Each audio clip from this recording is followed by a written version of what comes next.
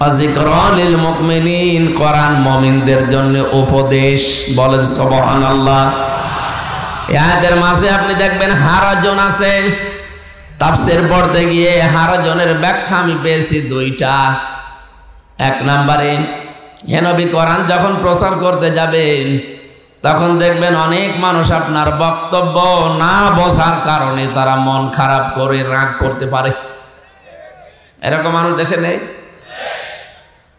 এরকম মানুষ দেশে ছিল আগে, এখন নতুন নতুন কিছু তৈরি হচ্ছে।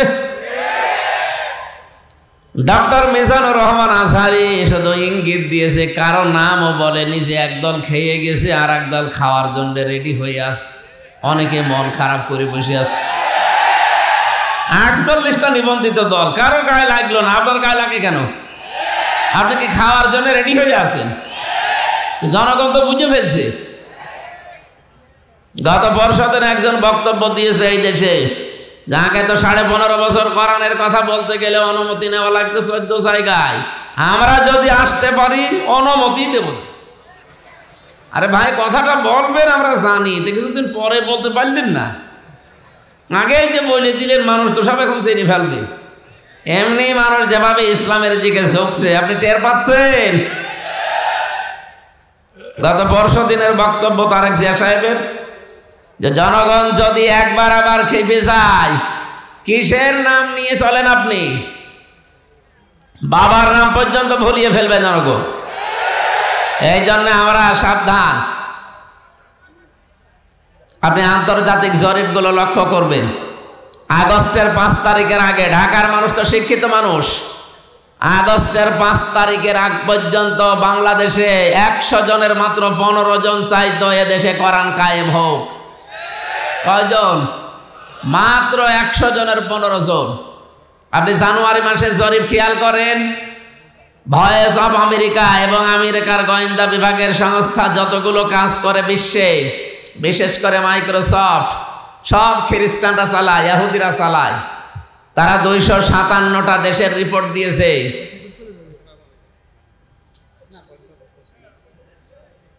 বাংলাদেশ সম্পর্কেও তারা রিপোর্ট দিচ্ছে।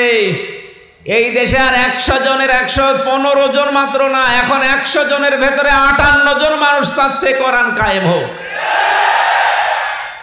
4.5-5 মাসের ব্যবধানে যদি 15 থেকে 58 হয়ে যায়, আপনি আর 5 মাস যেতে দেন। আমার মন ডেকে বলছে এদেশে 100 জনের 100 জন মানুষ চাইবে এদেশে কোরআন কায়েম হোক। গত কয়েকদিন আগে আমির জামাত ডক্টর শফিকুর রহমান হাফিজাহুল্লাহ, উনি গিয়েছিলেন গাইবান্ধা। ওখানে ওনার আগে একজন হিন্দু পুরোহিত ঠাকুর বক্তব্য দিয়েছে। উনি বলছে এই দেশে যদি কোরআন কায়েম হয় আমরা সবচাইতে বেশি নিরাপদে থাকবো। টের পেয়েছেন? একটা হিন্দু পুরোহিত ঠাকুর যদি কথা বলে, বাকি মানুষের অবস্থান কোন দিকে? এই জন্য উনি ইঙ্গিত দিলেও আর আপনি বুঝে ফেললেন যে না, আমাকেই বলছে। আপনি এত বড় জ্যোতিষী, আমার হাতটা দেখি বলবেন তো কি হবে সামনে। সুতরাং এই জ্যোতিষীগুলো আমার মনে হয় একটু থামা দরকার, নয়তো ক্ষতি হয়ে যাবে আপনার জানে। আমরা বলতে চাই, কোরআনের কথা শোনার পরে না বুঝে যারা মন খারাপ করে, ওই জামানায় ছিল, এখনো আছে, ভবিষ্যতেও থাকবে। আমরা যেন তাদের ভেতরে পড়ে না যাই। দ্বিতীয় নম্বর, হারজনের ব্যাখ্যা পেয়েছি আমি। আবাহমান কাল থেকে অনেক মানুষ এই দেশে ইবাদত মনে করে ইসলামকে অনেক কিছু, অনেক নিয়ম নীতি নিজেরা বানিয়ে ইসলাম বলে চালিয়ে দেয়, অথচ ওইটা ইসলাম না। হে নবী, আপনি যখন কোরআনের তাফসীর করবেন, তাফসীর মানে খুলে ফেলা, উন্মুক্ত করা। এই পরিবার, সমাজ এবং রাষ্ট্রে, এই পৃথিবীতে যারা আবরণ দিয়ে নিজেদেরকে ঢেকে রেখেছে, জুলুমের আবরণ, শিরিকের আবরণ, কুফরির আবরণ, সর্বোপরি বেদাতের আবরণ দিয়ে তাফসীর করলে যেহেতু আবরণ খুলে যাবে, জাতি তখন টের পাবে এটা জাতির সর্বনাশকারী।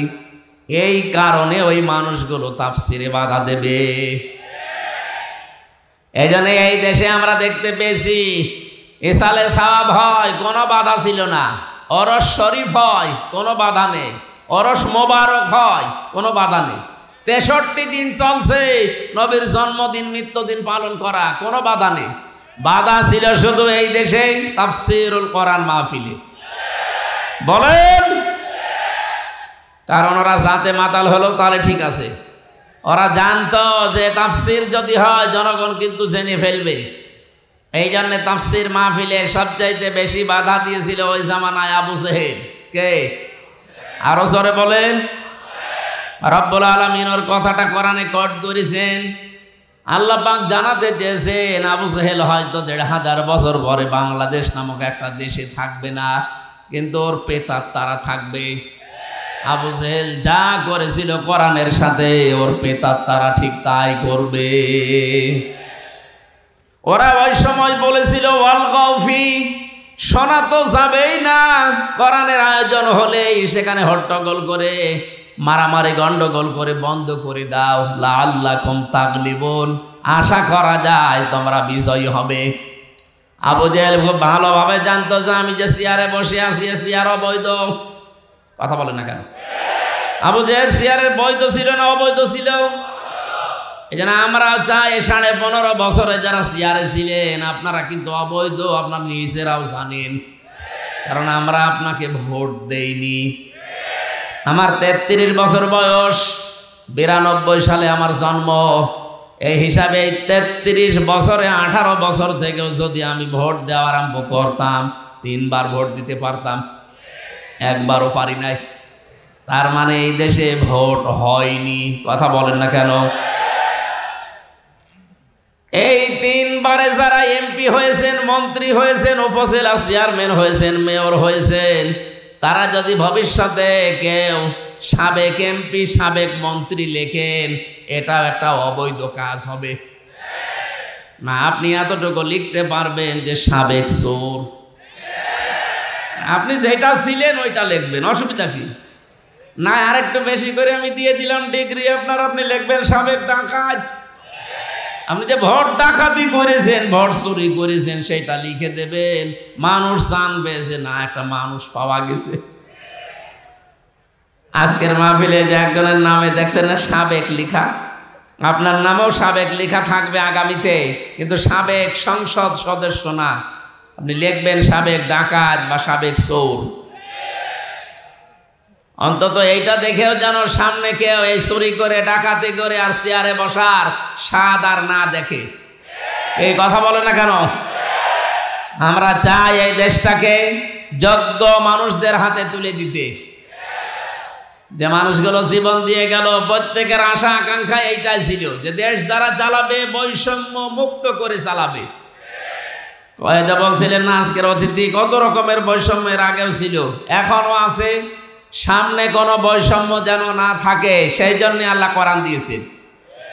ইন্নাল্লাহা ইয়া'মুরুকুম, অবশ্যই আমি আল্লাহ তোমাদেরকে আদেশ দিচ্ছি, আন তুআদ্দুল আমানাতি ইলা আহলিহা, তোমাদের যাবতীয় আমানত।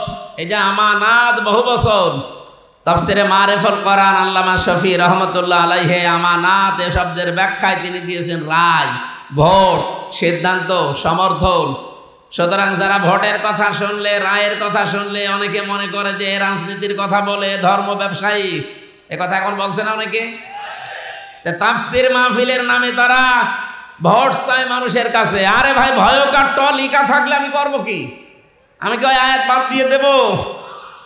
আর তাফসির মাহফিল গুলোতে আজ এই রায়ের কথা বলা হয় না, এই জন্যে আমাদের বউগুলো হয়ে গেছে রাজমিস্ত্রি আর আমরা যোগাই। এই 53.5 বছর দেশটা স্বাধীন হয়েছে, যদি সত্যি আমরা কোরআন থেকে আমানত মানে ভোট, আমানত মানে রায়, আমানত মানে সিদ্ধান্ত, আমানত মানে সমর্থন, এগুলো জনগণকে বোঝাতে পারতাম, সবাই যদি এক বাক্যে এটা মেনে নিতে পারতাম, 53 বছর আগে এ কোরআনে কারিম আদালতে পৌঁছিয়ে যেত। এই জন্য আয়াতের পরের শব্দ ওয়াইদা হাকামতুম বাইনান নাস আন তাহকুমু বিল আদলি, যখন মানুষের মাঝে বিচার করবেন আপনি ন্যায় বিচার করবেন। ন্যায় বিচার করা যায় কোথায় গেলে আল্লাহ সেই ইঙ্গিতটাই আয়াতে দিয়েছেন। এই জন্য আমরা এই আয়াতটা সামনে বাস্তবে দেখতে চাই। আপনারা রাজি আছেন না ইনশাআল্লাহ? এদেশে 300 জন এমপি হবে সামনে, অন্তত আমরা চাই 151 জন যেন কোরআন বুকে নিয়ে সংসদে যেতে পারে। এটা যদি আপনার কাছে রাজনীতি মনে হয়, হ্যাঁ এটাই আমার রাজনীতি। এটা যদি ধর্ম ব্যবসা মনে হয়, হ্যাঁ এটাই আমার ধর্ম ব্যবসা। কথা বলেন না কেন?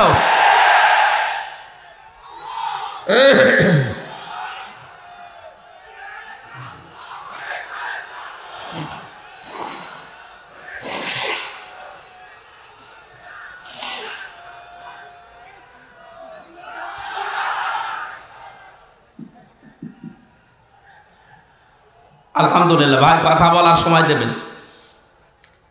যারা যে কথাগুলো শোনার পরে বুঝে ফেলেন যে আমরা কি বলতে চাই, এতদিন কোথায় ছিলেন? 15.5 বছর বসেননি।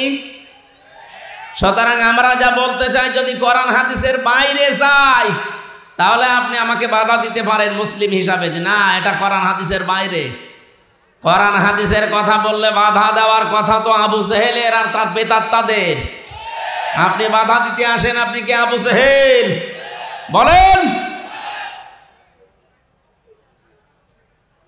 এই 15.5 বছরে আমরা যারা আজ টিকে আছি, জীবন তো দিয়ে গেল অনেকেই। সেই 2006 থেকে 24 পর্যন্ত 28 অক্টোবর থেকে আরম্ভ হয়েছে। জসিম ভাইকে তারা পিটিয়ে, সাপের মতো পিটিয়ে লগি বইটা দিয়ে হত্যা করে আবার লাশের উপরে ড্যান্স দিল। পৃথিবীর ইতিহাস পাল্টিয়ে ফেলেছে তারা। আমি যত ইতিহাস পড়েছি, কোন মানুষ হত্যা করার পরে লাশের উপরে ড্যান্স দেয়, এটা আয়ামে জাহিলিয়াতের যুগেও পাইনি, কিন্তু আওয়ামী জাহিলিয়াতের যুগে আমি পেয়েছি। কথা বলেন না কেন? মানুষ কত বিবেক, কত নিচে নেমে গেলে কাজ করতে পারে বলেন। এর পরের বছর 7 সাল আমি সিরাজগঞ্জ থেকে যাচ্ছিলাম একটা অনুষ্ঠান শেষ করে, বাসের ড্রাইভারের পেছনে বসে আছি। ড্রাইভার গাড়ি মাঝখান দিয়ে চালিয়ে না দিয়ে বাম দিয়ে চালিয়ে দিল, গাড়ি ঝাঁকি দিয়েছে। ড্রাইভারকে বললাম আপনি এমন করলেন, এখনো তো উল্টিয়েছে তো। ড্রাইভার আমারে বলছে হুজুর দেখেন না, একটা কুকুর পড়ে আছে, মরা কুকুর, আমি ডবল করে ওর গার উপরে চাকা চালিয়ে দেব, আমার বিবেক নেই। আমি বললাম তো মরা কুকুর মরে গেছে, ওরে ডবল করে মারলে কি আর না মারলে কি? ড্রাইভার আমার দিকে ঘুরে বলছে হুজুর আপনি কি আসলে হুজুর? আপনি কেমন হুজুর? আপনি দেখেন একটা মরা কুকুর পড়ে আছে, আমি ডবল করে চাকা চালাবো, আমার বিবেক কি মরে গেছে? আপনার নাম কি? বলছে সুব্রত। আপনার ইমান নেই কিন্তু বিবেক আছে। কথা বলে না কেন?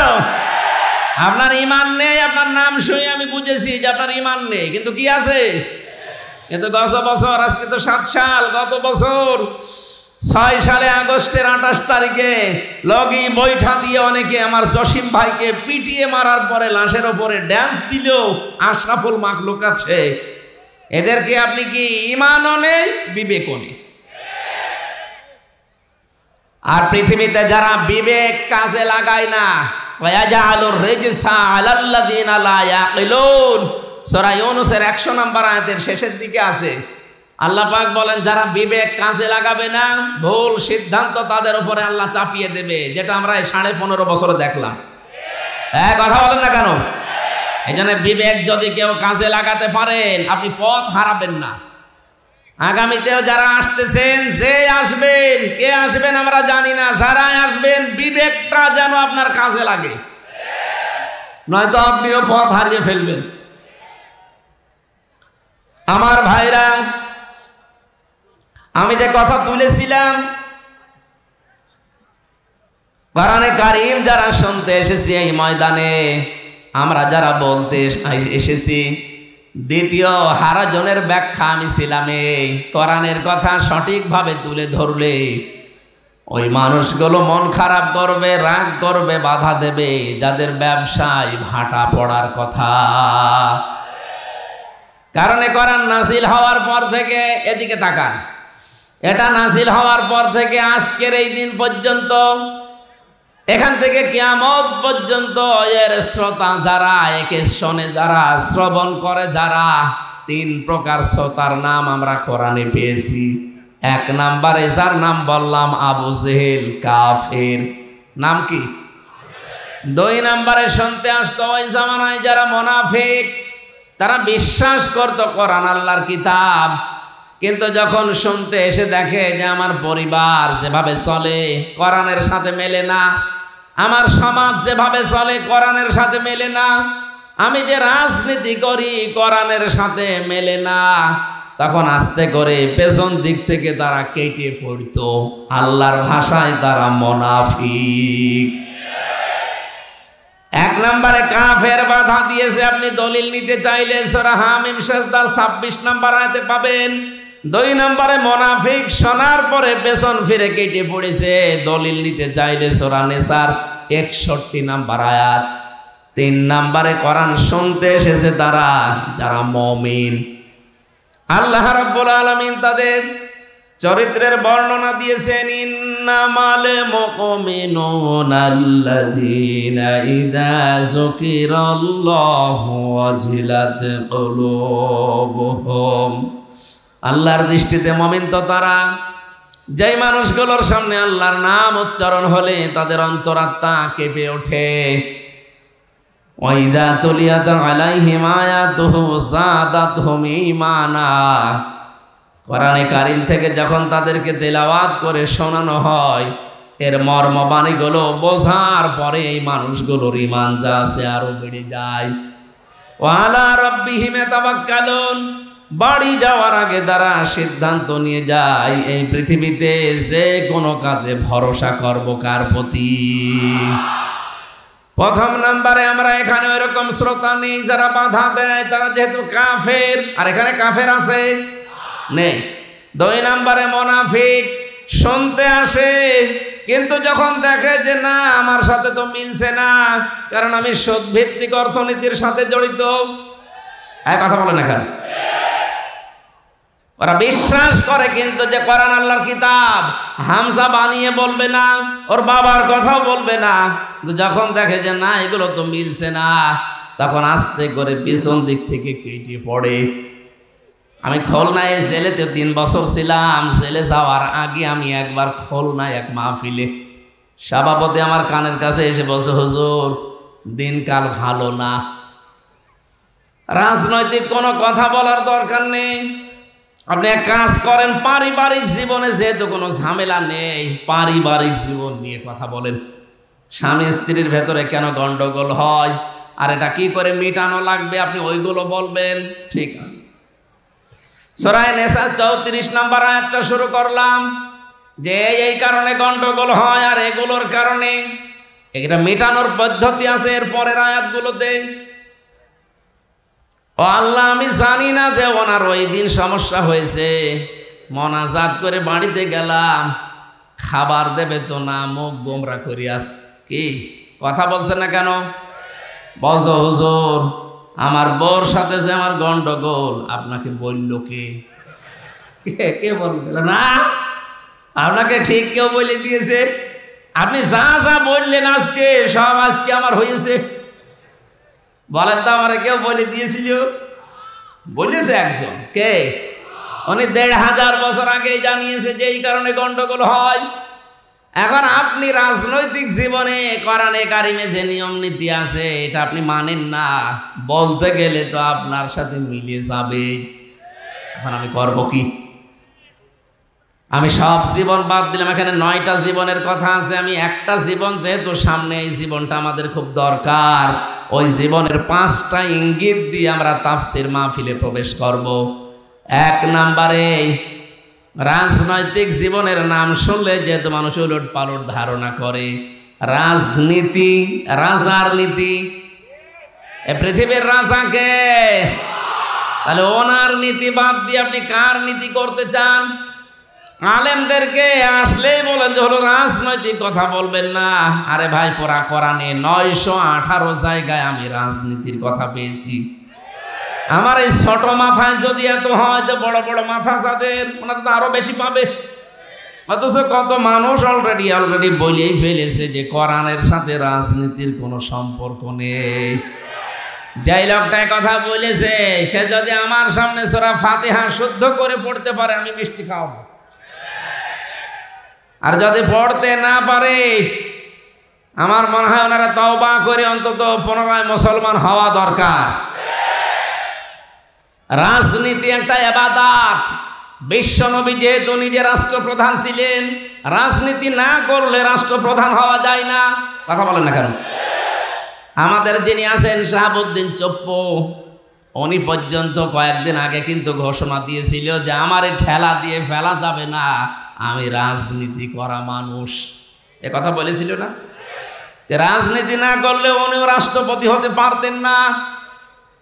এতটুকু একটা দেশের রাষ্ট্রপ্রধান যদি রাষ্ট্রপতি হওয়ার জন্য রাজনীতি করা লাগে, আমাদের নবী মুহাম্মদুর রাসূলুল্লাহ সাল্লাল্লাহু আলাইহি সাল্লাম উনি যে 10 বছর রাষ্ট্রপতি ছিলেন, এটা কি মিথ্যা কথা?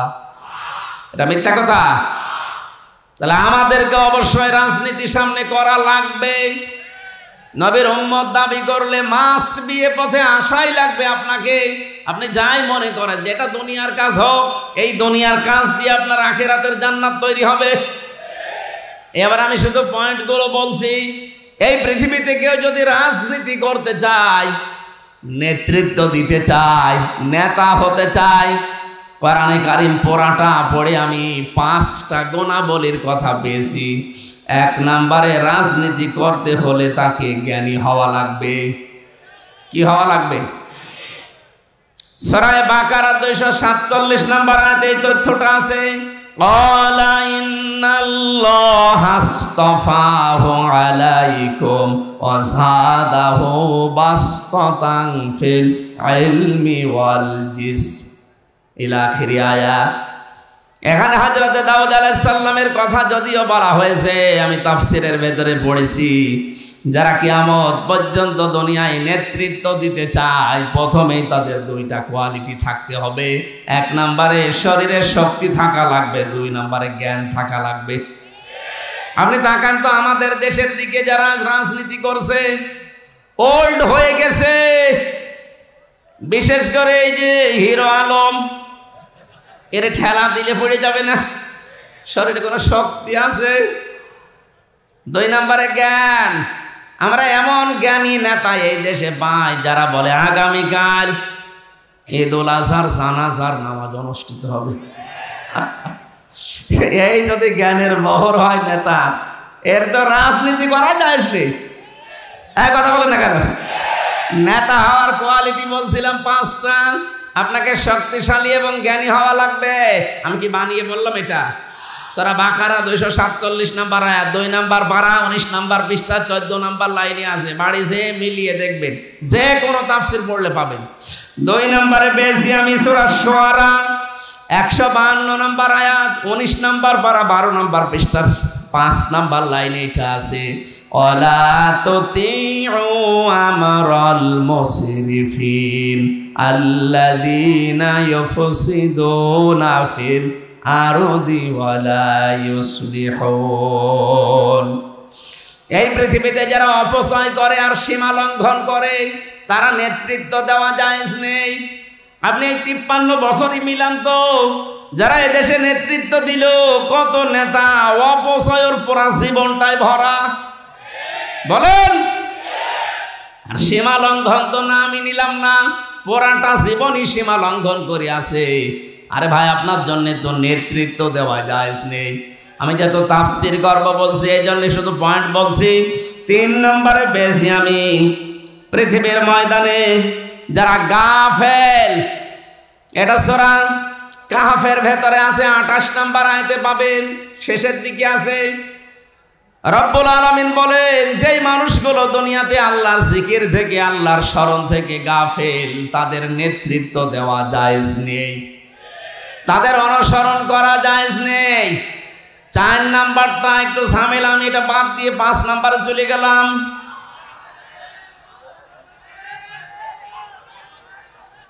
ঠিক আছে, আপনি মেনে নিতে পারলে আমার বলতে অসুবিধা নেই।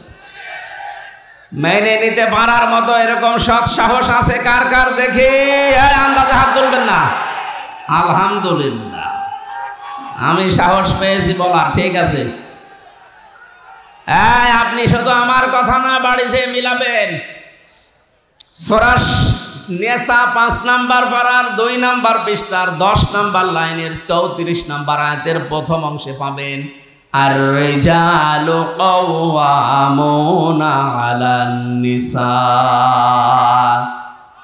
নেতা হবে পুরুষ, মহিলা হবে তার আজ্ঞাবহ।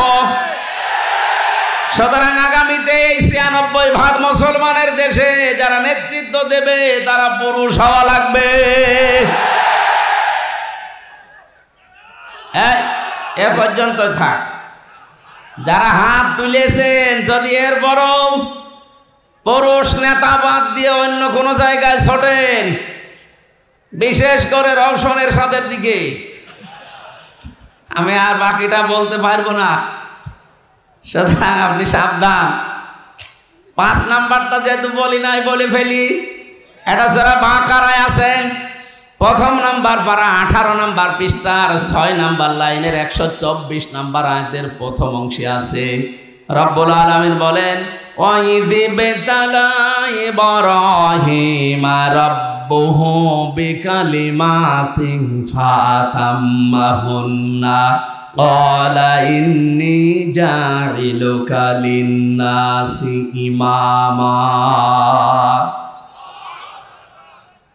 আল্লাহ পাক বলেন, স্মরণ করো ওই সময়ের কথা যখন তোমাদের জাতির পিতা হযরত ইব্রাহিম আলাইহিস সালাম, যার নাম, তাকে আমি আল্লাহ পদে পদে পরীক্ষা করেছিলাম বিভিন্ন বাক্যের দ্বারা।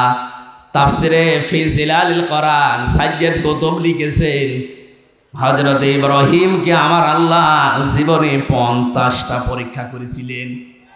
কত? 50টা পরীক্ষায় তিনি পাশ করেছেন। সর্বশেষ আগুনের যে পরীক্ষাটা, এটা গুরুত্বপূর্ণ। হযরত ইব্রাহিম আগুনের পরীক্ষায় যখন উত্তীর্ণ হয়ে গেলেন, রব্বুল আলামিন বলেন, আমি তোমাকে একেবারে খালি হাতে ফেরত দেব না। ক্বালা ইন্নী জাইলুকা লিন্নাসি ইমামা। শুধু মুসলমানদের জন্য না, লিন্নাস, মানব জাতির জন্য তোমাকে আমি নেতা বানিয়ে দিলাম। এখানে যেহেতু আলেম আছে, লাম শব্দটা আরবি গ্রামার অনুযায়ী 19টা অর্থে ব্যবহার হয়। লাম বালাগাত মান থেকে 13টা অর্থে ব্যবহার হয়। এর 9 নাম্বার অর্থে আপনি পাবেন লাম ব্যবহার করা হয় জীবিত মানুষদের জন্য। আমাদের জাতির পিতা হযরত ইব্রাহিম কিন্তু জীবিত মানুষদের নেতা ছিলেন। এ নেতা বানিয়েছে কে? আরো জোরে। হযরত ইব্রাহিম ওই সময় জিজ্ঞাসা করেছিলেন, ক্বালা মিন যুররিয়াতি, হে আল্লাহ, নেতৃত্ব দেওয়ার গুণাবলী, এই যে নেতা হওয়ার যোগ্যতা, এটাকে শুধু আমাকেই দিলে, নাকি আমার সন্তানাদি যারা কিয়ামত পর্যন্ত আসবে তারাও নেতা হতে পারবে, তারাও নেতৃত্ব দিতে পারবে? আল্লাহ জবাব দিয়েছেন সঙ্গে সঙ্গে, ক্বালা লা ইয়ানালু আহদিস যালিমিন। ইয়ানালু এটা মোসারে, বর্তমান ভবিষ্যৎ, প্রেজেন্ট ফিউচার। আহদিস যালিমিন এটা বহু বচন। ভালো করে খেয়াল করেন, আল্লাহ শুধু অতীতের শব্দ দেয়নি, ইয়ানালু মোসারে দিয়েছেন। রব্বুল আলামিন বলেন, ইব্রাহিম, তোমার সন্তানাদের ভেতরে নেতৃত্ব দিতে পারবে, নেতা হতে পারবে তারা, কিন্তু যারা জালেম তাদের জন্য আমার কোনো অঙ্গীকার নেই, ওয়াদা নেই। আয়াতের তাফসিরে মুফাসসির লিখেছেন, বিশেষ করে 20 শতাব্দীর একজন অন্যতম মুজাদ্দিদ মাওলানা সাজ্জেদ আবুল আলা মাওদুদী রহমতুল্লাহ আলাইহি, তার কিতাব পড়তে গিয়ে আমি আয়াতের তাফসিরে পেয়েছি, তিনি দিয়েছেন কিয়ামত পর্যন্ত জালেমদের নেতা হওয়া, নেতৃত্ব দেওয়া হারাম। অথচ আয়াতটা পুরো বাংলাদেশে বিপরীত। যারা বড় বড় নেতা দেখবেন, বড় বড় জালেম তারা। যে যত বড় নেতা ছিল এই দেশে, সে তত বড় জালেম ছিল। সর্বোচ্চ যেটা এই দেশে পালিয়েছে, এটা সবচাইতে বড় জালেম ছিল। তার প্রমাণ আমি নিজে, আমি ভিকটিম। 3টা বছর আমাকে ফাঁসির কন্ডেম সেলের ভেতরে তালাবদ্ধ করে রেখেছিল, কোনো কারণ নেই, বিনা কারণে। কয়েকদিন আগে আমার মামলা খারিজ হয়ে গেছে সব। আগস্টের 5 তারিখের পরে আমি মামলা তুলেছিলাম। জজ সাহেব এটা দেখে বলছে যে এর ভেতরে তো কোনো মাল মশলা নেই, আমি খারিজ করে দিলাম। বলতে গেলাম যে মাননীয় আদালত 3 বছর তো আপনার কাছে ছিল মামলাটা, তখন তো রায় দেননি, তখন বলেছেন যে মামলা জামিন হয়, আগেই ফেলে দিতেন ফাইল, আর আজকে বলছেন কোনো মাল ম্যাটারেস নেই, এ মামলা খারিজ করে দিলাম। উনি এইটাই বলতো, হুজুর আমার হাত বাঁধা ছিল। এখন বলছেন না কেন? এখন আমার হাত খোলা আছে, আমি এখন ন্যায় বিচার করতে পারছি। আমরা এইটাই চাই। বাংলায় 1628টা চেয়ার আছে। কত? 1628টা চেয়ার আছে এই দেশে। এই চেয়ার না, মেন চেয়ার। শুধু একটা চেয়ারে হাত খোলা ছিল, বাকি 1615টা চেয়ার সব হাত বাঁধা ছিল। আপনি যে চেয়ারের নামই বলেন, সব চেয়ারেরই হাত বাঁধা, শুধু এক চেয়ারের হাত খোলা ছিল। আপনি মনে করছেন যে কাওয়া কাকুর মনে হয় হাত খোলা ছিল, না, ও কাওয়া কাকুর হাত বাঁধা। একটা চেয়ারের শুধু হাত খোলা ছিল। আমরা চাই এই দেশে যেমন এখন সব হাত খুলে গেছে, কিয়ামত পর্যন্ত এই দেশে যত চেয়ারে মানুষ বলবে সবার হাত আবু সাইদের মতো খোলা থাকবে। এটা চান না আপনারা? কারো হাত যেন আর বাঁধা না থাকে, আর হাত খোলা থাকবে তখন ওমান হাকামা বিহি আদালা, যখন এইটার বিচার শুরু হবে। এইটার বিচার ব্যবস্থা তৈরি করার জন্য যদি কেউ দল করে, রাজনীতি করে, আর আপনি সেইটাকে ধর্ম নিয়ে ব্যবসা করায় এই তকমা দিতে চান, সবচাইতে বড় ধর্ম ব্যবসায়ী তারা যারা সিজনাল নামাজি, সিজনাল টুপি মাথায় দেয়, সারা বছর খবর পাওয়া যায় না, শুধু যখন রায়ের সময় আসে, ভোটের সময় আসে, টুপি মাথায় দিয়ে খালি ঘন ঘন সালাম দেয়। কথা বলে না কেন? না, ধর্ম ব্যবসায়ী তো আসলে তারা। আমরা ধর্ম নিয়ে ব্যবসা করে খাই না, আমরা সারা জীবনই এই পোশাকে আছি। শুধু ভোটের সময় আসলে টুপি মাথায় দেই, টুপি এখন আমাদের মাথায় নেই, ভোটের সময় এইটাই থাকবে। এই কথা বলেন না কেন? সুতরাং আয়াত দ্বারা যেহেতু প্রমাণ হয়েছে যে কোনো জালেম রাজনীতি করতে পারবে না, আগামীতে যারা জালেম হবে তারা যেন চেয়ারে বসতে না পারে, এ বিষয়ে সজাগ থাকা লাগবে না? জালেম শব্দটা শুনতে ছোট মনে হচ্ছে, কিন্তু ব্যাপক অর্থবোধক একটা শব্দ, আর এমন ভারী শব্দ এটা। ইন্নামাস সাবিলু আলাল্লাযিনা ইয়াজলিমুনান নাস, সূরা শূরা 25 নম্বর পারা 6 নম্বর পৃষ্ঠা 13 নম্বর লাইনের 42 নম্বর আয়াতে আছে, প্রথম অংশে আল্লাহ বলেন, আমি নিজে জালেমদের বিরুদ্ধে মামলা দেব। সুতরাং 15.5 বছরে যারা দেশ চালিয়েছে প্রত্যেকেই জালেম আর জালেমের দোষর। কথা বলেন না কেন? সংস্কার যখন আরম্ভ হয়েছে, আমরা চাই এই 15.5 বছরে যারা দায়িত্বে ছিল এই জালেমাকে টিকিয়ে রাখার জন্য একটাকেও যেন চেয়ারে রাখা না হয়, সবগুলো বিদায় করে দিন। এক কথা বলেন না কেন?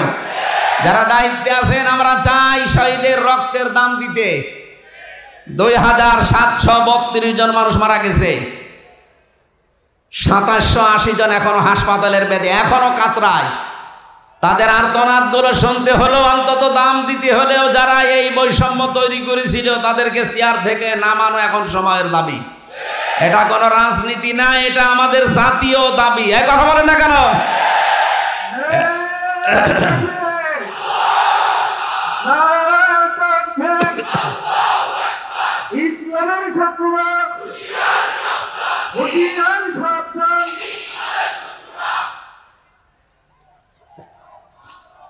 আলহামদুলিল্লাহ ভাই, জালেম যারা রাজনীতি করতে না পারে, নেতা হতে না পারে, কয়টা কোয়ালিটি পেলাম নেতা হওয়ার?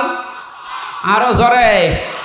1 নম্বরে জ্ঞানবান হওয়া লাগবে, শক্তিশালী হওয়া লাগবে। 2 নম্বরে ফ্যাসাদ সৃষ্টিকারী, যারা সীমা লঙ্ঘনকারী, এরা নেতা হতে পারবে না। 3 নম্বরে এই পৃথিবীতে যে মানুষগুলো গাফেল আল্লাহ সম্পর্কে, আখিরাত সম্পর্কে, তারা নেতা হতে পারবে না মুসলমানের। 4 নম্বরে কোনো মহিলা নেতৃত্ব দিতে পারবে না, তার মানে দায়িত্বে থাকতে পারবে না। 5 নম্বরে কোনো জালেমের জন্য রাজনীতি করা জায়েজ নেই। রাজনীতি যদি না করে নেতা হতে পারবে? সুতরাং এই 5টা গুণ যাদের ভেতরে পাবেন তাদের থেকে দূরে থাকবেন। এর বাইরে যাদের পাবেন, নাক কান বন্ধ করে আপনি পেছনে থাকবেন, আপনার আখিরাত তৈরি হবে ইনশাআল্লাহ। আমরা তেলাওয়াত করেছিলাম কোরআনের 1 খণ্ড একটা আয়াত, 4 ভাগের 1 ভাগ পড়েছি আমি। সূরায়ে তাওবার 111 নম্বর আয়াতে খুব গুরুত্বপূর্ণ কিছু তথ্য আছে এর ভেতরে। জন্মের পর থেকে আমরা কোরআনের আয়াত শুনেছি, কিন্তু নতুন কিছু এখান থেকে বের করব ইনশাআল্লাহ। রব্বুল আলামিন বলেন, ইন্নাল্লাহ হাশতারা, অবশ্যই আমি আল্লাহ কিনে নিয়েছি, ক্রয় করে নিয়েছি, মিনাল মুমিনিনা, মুমিনদের কাছ থেকে, আনফুসাহুম, তাদের জীবন, ওয়া আমওয়ালাহুম, তাদের সম্পদ, বিআন্না লাহুমুল জান্নাহ, বিনিময়ে যেটা দিয়ে দিয়েছি তার নাম জান্নাত। এটা বাংলা অর্থ ছিল, এবার আসেন তো বাস্তবে নিয়ে যাই। এই পৃথিবীতে দুইটা কাতার আছে আল্লাহর কাছে সব চাইতে বেশি প্রিয় কাতার। একটা হচ্ছে ইন্নাল্লাহা ইউহিব্বুল্লাযীনা ইউকাতিলুনা ফি সাবিলিহি সাফফান কান্নাহুম বুনিয়ানুম মারসুস। সূরা সফের 4 নম্বর আয়াতে আল্লাহ জানিয়েছেন, অবশ্যই আমি আল্লাহ সব চাইতে বেশি পছন্দ করি, ভালোবাসি ওই কাতারকে, যেই কাতার সীসা গলা প্রাচীরের মতো ঐক্যবদ্ধ হয়ে আল্লাহর দ্বীন কায়েমের চেষ্টা করে। এই কাতার যদি বাংলাদেশে থাকে, আপনি অবশ্যই সেই কাতারে শামিল হবেন, আল্লাহর প্রিয় পাত্র হওয়া যাবে। 2 নম্বরে নামাজের যে কাতার, এই কাতারের দিকে আল্লাহ কুদরতের নজর দিয়ে তাকিয়ে থাকে। বলেন সুবহানাল্লাহ। এখানে আমরা যেহেতু ক্রয় বিক্রয়ের একটা নাম শুনলাম, আল্লাহ রাব্বুল আলামিন নিজে এখানে ক্রেতা, আর বিক্রেতা হচ্ছে দুনিয়ার যারা মুমিন তারা। আল্লাহ কিন্তু সবার সম্পদ, সবার জীবন কিনতে চান না। আল্লাহ বলেন, ইন্নাল্লাহ হাশতারা মিনাল মুমিনিনা, আমি মুমিনদের কাছ থেকে কিনতে চাই। তিনি যদি বলতেন ইন্নাল্লাহ হাশতারা মিনাল মুনাফিকিনা, মিনাল মুশরিকিনা, মিনাল কাফিরিনা, যে কাফেরদের কাছে, মুশরিকদের কাছে, মুনাফিকদের কাছে কিনতে চাই, তাহলে আমরা যে সে আমাদের জীবন আর সম্পদ আল্লাহকে দিয়ে দিলে উনি নিয়ে নিত। আল্লাহ বলেন না, আমি কিনতে চাই শুধুমাত্র মুমিনের কাছে। কার কাছে? আরো জোরে বলেন। এবার আমার প্রশ্ন, আমরা মুমিন হয়েছি কিনা? মুমিন যদি এখনো হতে না পারি, সত্যিই কিন্তু আমাদের সম্পদ, আমাদের জীবন আল্লাহ কিনবে না। আজ বাংলাদেশের সাথে আমি আয়াতটা মিলিয়ে দেখেছি, বহু মুসলমান দাবি করে অথচ এখনো মুমিন হতে পারে নাই। এই লোকটা মসজিদের টাইলস লাগিয়ে দেয়, মাদ্রাসায় ফ্যান কিনে দেয়, পুরাটাই পানিতে ফেলা হবে। আর আপনি মুমিন না হলে আপনার সম্পদ আল্লাহ কিনবে না। এখন যদি আমি বাজারে যাই, কোনো পচা মাছ আমি হামজা যেমন কিনতে রাজি না, দরকার হয় মাছ কিনবো না, তারপরও পচা মাছ কিনতে আমি রাজি আছি। কথা বলে না কেন? আমার চাইতে আল্লাহর মেধা, যোগ্যতা, দক্ষতা কত বেশি আপনি চিন্তা করেন। উনি যদি পৃথিবীর কিছু কিনতে চান, পচা জীবন, পচা সম্পদ কিনবে? আরো জোরে বলেন। মানুষের জীবন কখন পচে যায়, কখন নষ্ট হয়ে যায়, কোরআনে কারীম জানিয়েছে, যে জীবনে শিরিক প্রবেশ করেছে ওই জীবন পচে নষ্ট হয়ে গেছে। এজন্য আমাদের ঈমান যদি শিরিক মুক্ত হয় তাহলে এটা পবিত্র, শিরিক যুক্ত হলে এটা অপবিত্র। আপনি যতই সুন্দর ঈমানের দাবি করেন। ও ঢাকাবাসী, এবার আসেন তো শিরিক শব্দটার সাথে পরিচিত হই। আল্লাহ যেটা পারে ওইটা অন্য কেউ পারে, এই বিশ্বাস করার নাম শিরিক। বলেন বলেন। ছেলে মেয়ে দিতে পারে কে? ইয়াখলুকু মা ইয়াশা ইয়াহাবু লিমান ইয়াশাউ ইনাসা ইলা আখিরি আয়া। এর প্রমাণ হচ্ছে ছেলে মেয়ে দেওয়ার দায়িত্ব কার? কোন বাবা পারে, কোন দরবার পারে। সুতরাং এখানে যাবেন না। নবীদের জীবনী পড়বেন। ৮৬ বছর বয়সে হযরতে ইব্রাহিম নবীর সন্তান হয়েছে ৮৬ বছর পর। তারপরেও তিনি কোনো কবরে, কোনো বাবার দরবারে গিয়েছেন? নবী মানুষ যদি ৮৬ বছর দোয়া করে তারপরে সন্তান হয়, আপনার তো ৮৬ বছর না, ৬ বছরও পার হয়নি, আপনি পাগল হয়ে গেছেন। সুতরাং অনেক মেয়েরা আশপাশে আছে, সাবধান, কোন ভণ্ড পীরের খপ্পরে পড়বেন না। সন্তান দেওয়ার ক্ষমতা কারণে অনেক ভণ্ড এখন বের হয় বিভিন্ন আস্তালায়, গাছতলায়, দরবারে, বলে যে আপেল পড়ে দিচ্ছে হুজুর। পীর সাহেব, বাবা আপেল পড়ে দিলে নাকি ছেলে হয়। অনেক জায়গায় অনেক মেয়েরা দেখি তার স্বামীকে পাঠায়, বলে যে হামজা হুজুরের কাছে আপেল পড়ে নিয়ে আসেন, কারণ এর আগে খালি মেয়ে হয়েছে, ছেলে হয় না, হুজুর পড়িয়ে দিলে ছেলে হবে। সেদিন দিনাজপুরে পেয়েছিলাম একজনকে, বলছে হুজুর আমার পর 4টা মেয়ে, আমি খুব আশা করে আছি যেন ছেলে হয়, এই আপেলটা পড়িয়ে দেন। বললাম আপেল আমারে দিন। আরে ভাই, আপেল পড়ে যদি ছেলে হয়, আমার পর 3টা মেয়ে, আমি আপেল পড়ে আমার বউরে খাওয়াবো? এগুলো সব বানোয়াট, সব ভিত্তিহীন।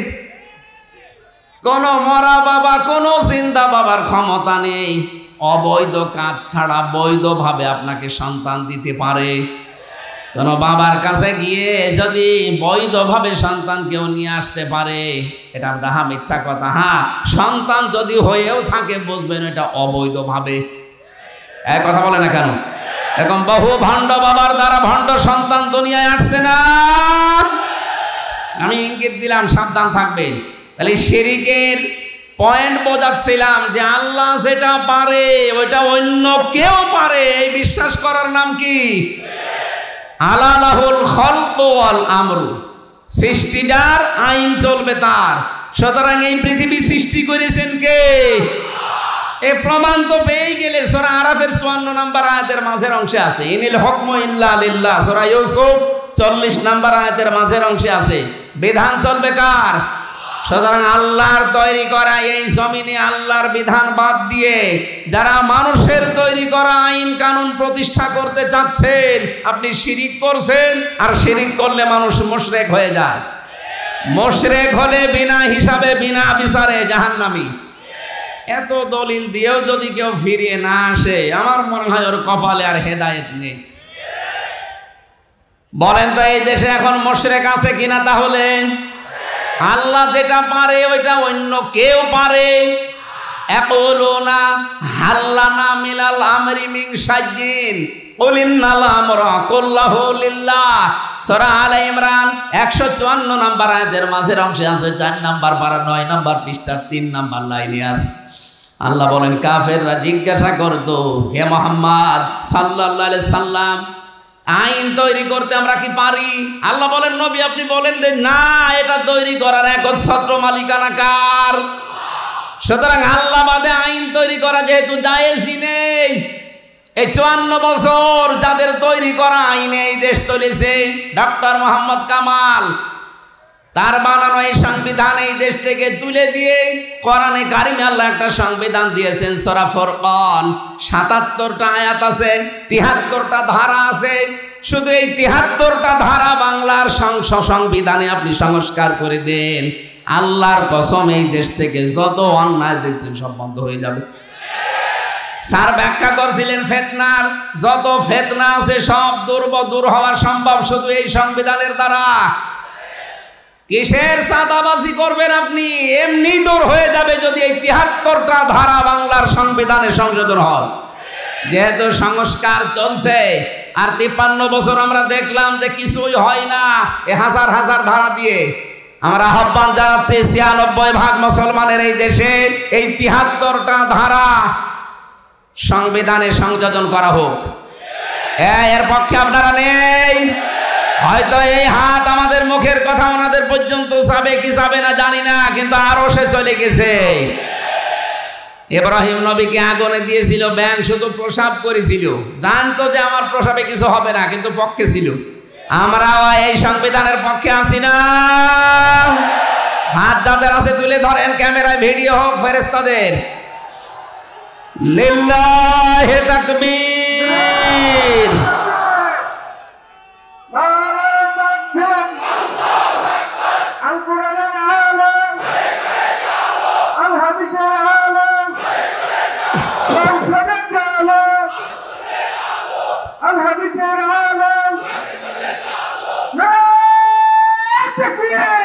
আলহামদুলিল্লাহ। আন আবি হুরায়রা রাদিয়াল্লাহু তাআলা আনহু قال قال النبي صلى الله عليه وسلم من مات ولم يغزو ولم يحدث به نفسه مات على شعبة من النفاق।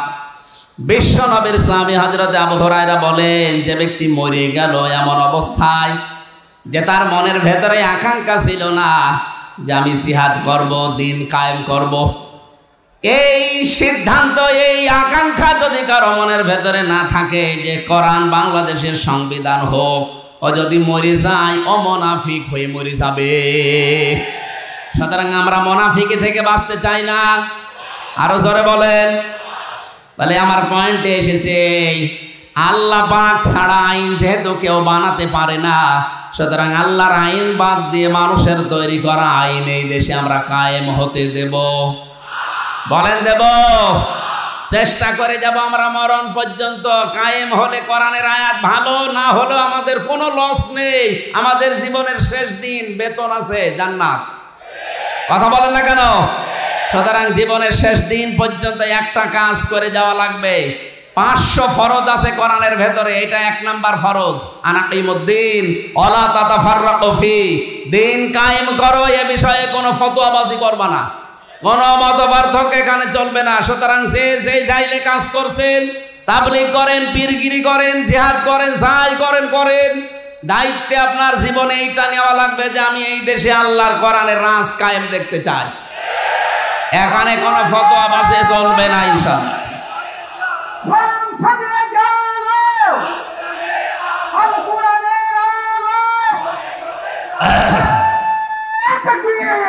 আমার ভাইরা, আমরা 2টা পয়েন্ট বললাম। কি? আল্লাহ যেটা পারে ওইটা অন্য কেউ পারে, বিশ্বাস করার নাম শিরিক। শিরিক যে করে সে মুশরিক, আর মুশরিকের জায়গা ইন্নাহু মা ইউশরিক বিল্লাহ ফাকাদ হারামাল্লাহু আলাইহিল জান্নাহ ওয়া মাওয়াহুন নার। যারা শিরিক করে তাদের জায়গা হচ্ছে জাহান্নাম, আর জান্নাত তাদের জন্য হারাম। সুতরাং আমরা কোনো শিরিকে যেন না যাই। আল্লাহর তৈরি আইনের বিরুদ্ধে বাদ দিয়ে মানুষের তৈরি আইন যারাই প্রতিষ্ঠা করার জন্য দল করবেন, ভোট দেবেন, চিন্তা ভাবনা করবেন, চেষ্টা করবেন, আপনি মুশরিক হয়ে মারা যাবেন। আমি আপনাকে বাঁচাতে চাই। আপনি জাহান্নামে গেলে আমার কোনো লস নেই। হ্যাঁ, আল্লাহর কসম, আপনি জাহান্নামে গেলে আমার কোনো লস নেই। কিন্তু আমি কিয়ামতের দিন ধরা খেয়ে যাব যদি এই কথাটা আপনাকে না জানাই। সুতরাং বাংলার জনগণ সাবধানে, রেকর্ড হচ্ছে, সারা দেশে ছড়িয়ে যাচ্ছে। সবাইকে আমি আহ্বান জানাচ্ছি, আল্লাহর তৈরি করা আইন বাদ দিয়ে মানুষের তৈরি করা আইনের পেছনে থেকে তার জন্য শ্রম দিলে, সময় দিলে, দল করলে, ভোট করলে, রাজনীতি করলে আপনি জাহান্নামে যাচ্ছেন, আমি দেখতে পাচ্ছি। এরপরে বাকিটা আপনার বিবেকের উপরে। আর বিবেক অনুযায়ী যদি কাজ না করেন, আপনার উপরে ভুল চাপিয়ে দেবেন কে? দলিল কোথায় আছে? সূরা ইউনূস 11 নম্বর পারা 19 নম্বর পৃষ্ঠা 4 নম্বর লাইনের 100 নম্বর আয়াতের শেষের দিকে আছে। এত দলিল দিয়েও যদি কারো মন খারাপ হয়, আমার মনে হয় ওটা একটা টাটকা আবু জেহেল। আবু জেহেল এত খারাপ ছিল না। 2 নম্বরে আল্লাহ মাল কিনতে চান। মাল মানে আবুল মাল না, যেটা এই যে গতবার গেল কামাল, এই মাল না। মালের ব্যাখ্যা পেয়েছি আমি 4টা। আমার আজকের অনুষ্ঠান গাজীপুরে, ওইটা আসল মাহফিল ছিল। এইটা আপনারা দায়িত্বশীল যারা আছে এদেরকে ধরে জোর করে নিয়েছেন। এমনি জালেমরা 3টা বছরে আমার ফাঁসির কন্ডেম ছেলে খাবার দেয়নি, খেয়ে না খেয়ে আমার শরীরটা শেষ করে দিয়েছে। 14 রকমের অসুখ আমার শরীরে। এরপরে রাত জাগা নিষেধ। ডাক্তাররা বারবার বলছে রাত 10টার ভেতরে ঘুমিয়ে পড়বেন, কিন্তু এখনই 9টা 10 বেজে গেছে। আমার মনে হয় এখন আর চালানো ঠিক হবে না। এই আয়াতে এখনো লক্ষ লক্ষ কথা আছে। আগামীতে আবার কোনো জায়গায় আসলে আবার বলিয়েন, ওই মাহফিলে এখনো লক্ষাধিক মানুষ বসে আছে ভাই, ওখানে 9টায় ওঠার কথা, অলরেডি 9টা 10 বাজে। আমি আর চালাতে পারছি না। বারবার এই যে পেছন থেকে আওয়াজ আসছে, দেখতে পাচ্ছেন না? আগামীতে আসলে আবার কথা বলবো ইনশাল্লাহ।